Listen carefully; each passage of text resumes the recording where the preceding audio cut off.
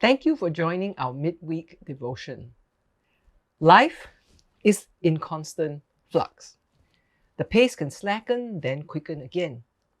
Successful leaders must master the fluxes in life and resulting transitions.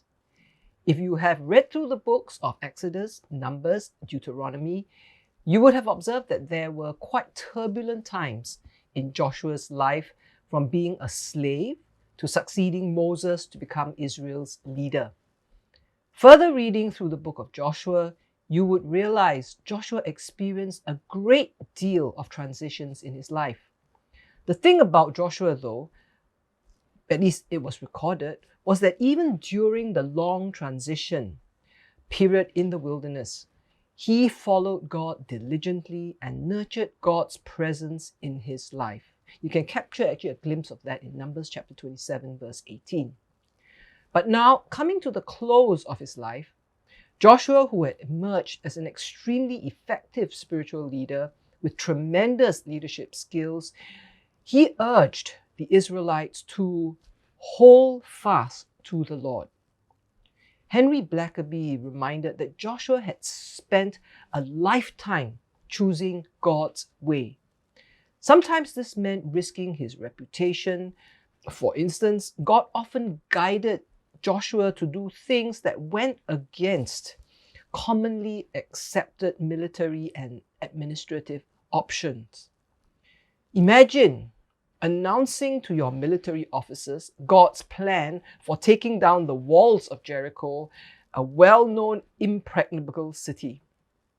Joshua often faced the possibility of ridicule and even second-guessing from those he led, yet he chose to cling to the Lord. Two things that flow from Joshua's recorded last challenge to the people. You must choose to serve God or not, was one thing. Joshua said, choose for yourselves this day whom you serve. And you can find that in chapter 24, verse 15, the first part of verse 15. Sam Storms, a pastor, underscores that straddling the fence and wavering between options is impossible. There is no such thing as neutrality when it comes to your relationship with God. Indecision is a decision. It's all or nothing. These words from Joshua were a call for undivided loyalty and complete commitment. Further, you must choose for yourself. No one can make this choice for you. Joshua couldn't make it on behalf of the Israelites. Now, I'm a pastor, but I can't make decisions for you. Here's something to think about, though. There are people in churches who live vicariously through their pastors or their church leaders. They think that if their pastor or one of their church leaders look and sound totally committed, it means they must be too if they serve in that particular church. That's also why when a pastor or leader fails or falls, such people can experience deep spiritual and emotional damage. Thing is, you can't serve the Lord on account of someone else's coattails. In addition, you have the choice to lead your family. Joshua said, but as for me and my house, we will serve the Lord. And you can find that in Joshua chapter 24, verse 15, the third part of that. Please let me say, though, to parents, you are not responsible for, nor do you have the power to determine whether your children believe and pursue God or not. But I do agree with pastor and writer Sam Storms that you do have an obligation to lead them and teach them and explain to them the Bible. Also, it isn't your responsibility to save your children, but it is your responsibility to put them in an environment in your home where God can. Something else that was pointed out. Notice the determination in Joshua's statement in chapter 24, verse 15.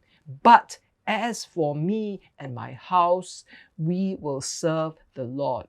That big but.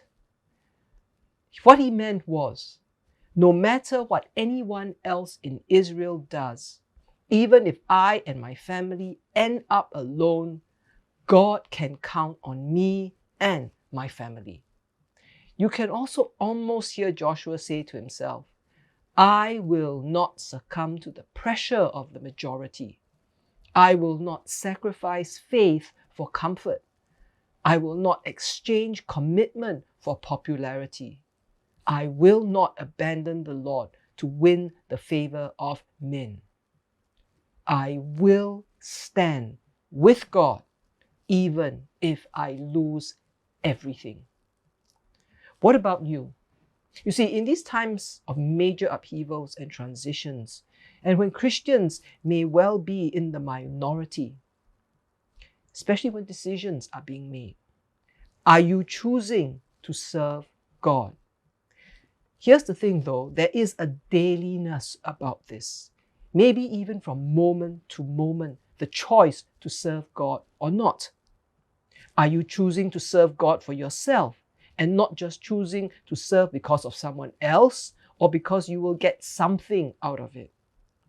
My prayer for all of us is that we will choose to stand with God, to serve God even if we lose everything. Amen.